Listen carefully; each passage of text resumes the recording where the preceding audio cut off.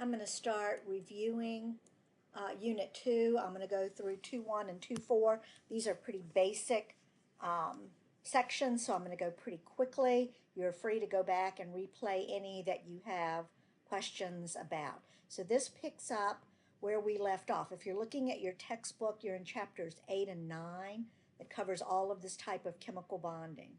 So first of all, you want to make sure that you're clear that you're talking about the difference in potential energy, which might be high with unbonded atoms, and potential energy that is low when they are bonded. Your bond energy is high here as their nuclei are close together, while your bond energy here is, right now they're not bonded at all, but right here it would be low because their nuclei are not as close. So make sure you're clear that you're balancing those attractive and repulsive forces and the difference in that potential energy, which would indicate high potential energy and an unstable bond, with that low potential energy where you have a nice attractive force. And then if you try to force them closer, you get that nucleus-nucleus repulsion.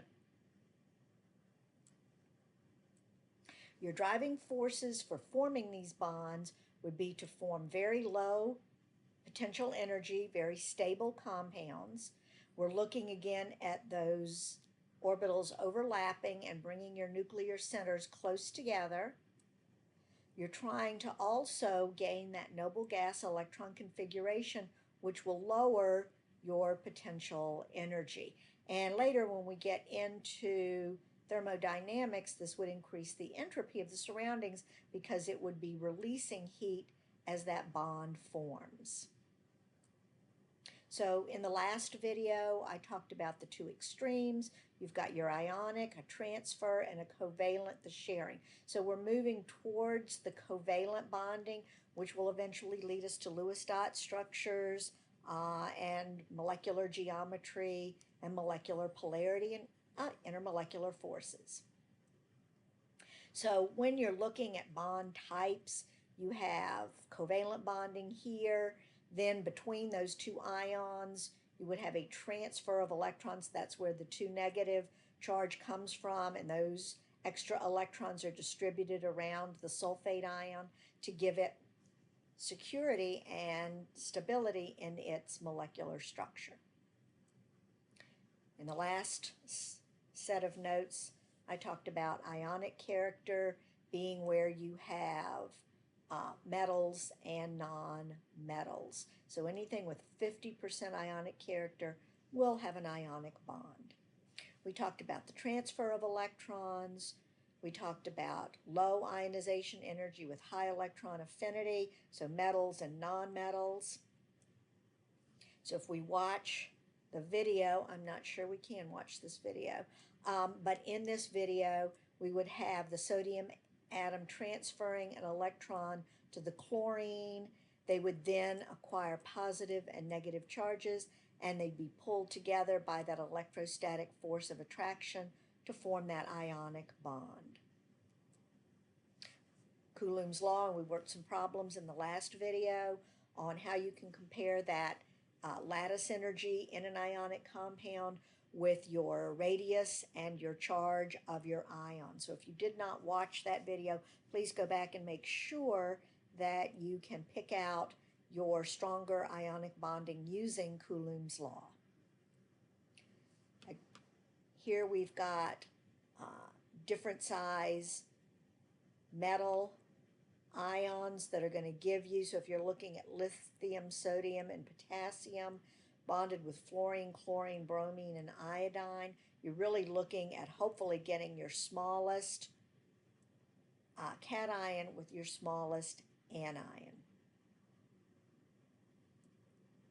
Now we move to the covalent bond, which is a sharing of those electrons. So electronegativity differences will give you an idea of how covalent or ionic or polar covalent your bond is. But in general, you're looking at ionic with large differences, and that's still going to be metal, non-metal. And then the closer you are on the periodic table, the closer your electronegativity values, the less polar you will be. But If you have any difference at all in electronegativity, if your atoms are different, you will have some polarity in your bond. So a covalent bond forms by the attractive forces between the nuclei of one atom for the electrons of the other. So it wants to pull those electrons into its orbital. The other atom would like to do the same thing to increase its stability, and in essence, they pull their nuclei together in order to achieve the most stable arrangement. So the hydrogen bond forms by not transferring an electron because the other hydrogen atom isn't going to let it go, but by pulling their nuclei together by fighting over those electrons until they reach that optimal distance where they have the lowest potential energy and strongest bond energy. So as those atoms approach, their potential energy drops. When they reach that optimal distance of the strongest bond energy and lowest potential energy, that's that bond length and bond energy. If you try to force them closer, they'll begin to repel and energy will go up. So you're looking for that bond length and bond energy that exist at that most stable distance.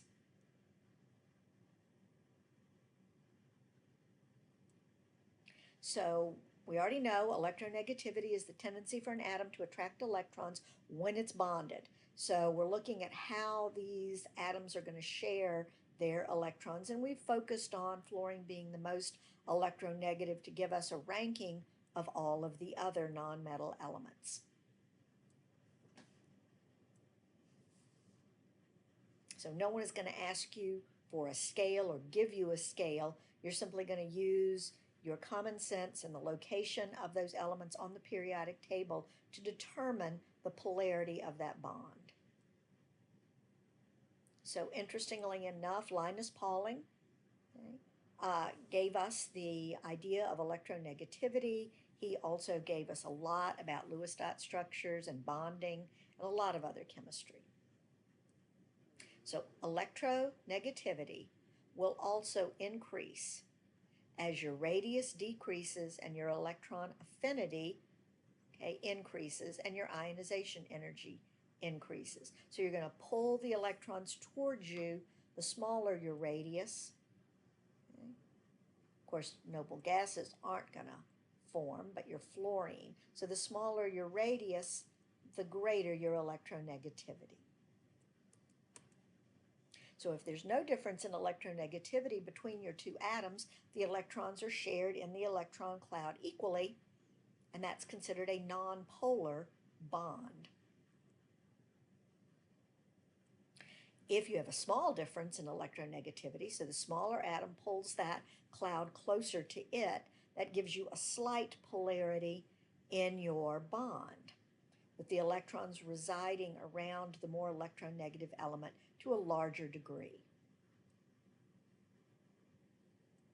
And if there's a large difference in your electronegativity, you're not quite ionic yet, you're not able to rip that electron out of the orbital of the other atom, but you have a very unequal sharing due to that electronegativity difference, and that's a very polar bond. Now, we're not talking about molecules, just bonds right now. So when you look at drawing or representing that polarity, you have a partial negative around the more electronegative element. If you write it with the arrow format, you have a positive sign to the least electronegative element, and the arrow points to the most electronegative element.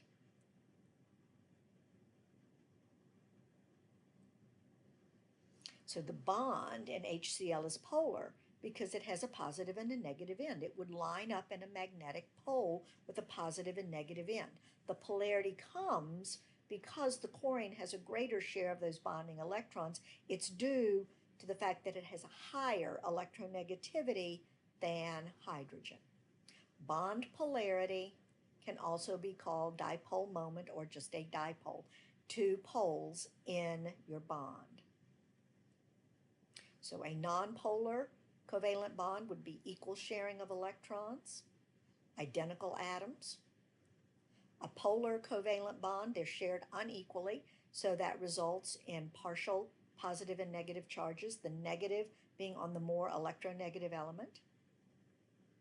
And then ionic is such a difference in electronegativity that there's a transfer of those electrons. So predicting in each column which one would be the most polar. So you're looking for a greater difference in electronegativity. So if we look, fluorine, of course, being the most electronegative is in all three of these, but the germanium is much further from the fluorine. So you have a much larger difference in your electronegativity. Between sulfur and chlorine and phosphorus and chlorine, again, you're looking at a larger difference in your electronegativity, which is a further distance on your periodic table. Here, you've got sulfur in all the compounds, but you've got fluorine, chlorine, bromine. Always go for the fluorine since it is the most electronegative element. Here, again, you've got all chlorines, but your titanium is much further away from the chlorine on the periodic table. So the greater difference in electronegativity will determine the polarity of your bond.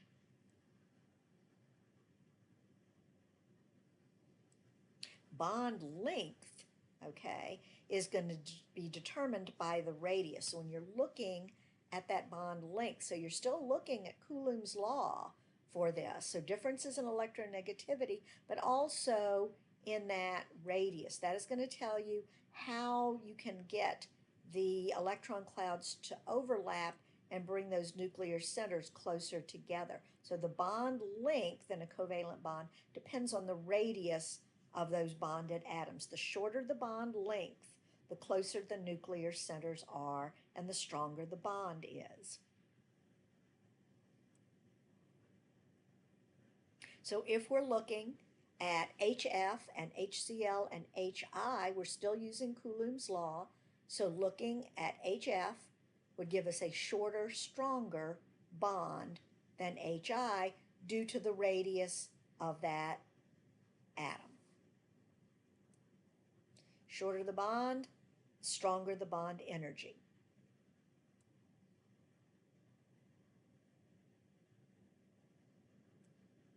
When you're looking at multiple bonds, we know that they are shorter and stronger than single bonds.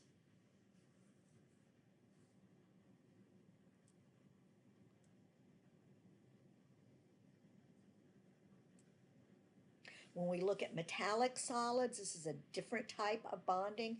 You're looking at all metal atoms bonded together with your electron C model. They have a wide variety of properties, but they all conduct electricity, and they have a wide range of melting points and hardness. Your metallic bonding is looking at your positive cations surrounded by your sea of electrons that are moving constantly through. The atoms are not associated with any one electron. It's a sea of electrons that move through them freely. So we use that electron C model to describe not only the cations floating on that and being able to move, but the electrons moving through to conduct electricity. So they conduct electricity based on the electrons being free to move through them. They are malleable because the cations can float and slide by on that sea of electrons. So the properties of malleability, ductility, and conductance are all described by those properties. The other things you're responsible for knowing are two basic forms of alloys, where you take melt metals together and make solutions of metals. The thing you want to focus on is, I'm not sure this video will play. Yes, it will. So this is mercury and gold. Some things can form alloys without ever being heated, and they just melt into each other. The type of alloy depends on the sizes of the atoms. So they're going to focus on the exam on if your atoms are relatively the same size, you're going to get a substitutional alloy, and if they're very different in size, you're going to get an interstitial alloy. And you had a worksheet that you were required to do on this a long time ago. So similar in size, you have a substitutional alloy. So they could give you a drawing and ask you, or they could ask you to draw a substitutional alloy. An interstitial alloy would be where you have in between atoms that are much smaller in those trapped spaces. The whole property of and reason for your alloys is to create different properties. So pure metal, substitutional, interstitial, and then you can have a mixture of those. So we're trying to create different properties by adding in these other atoms into your pure metal.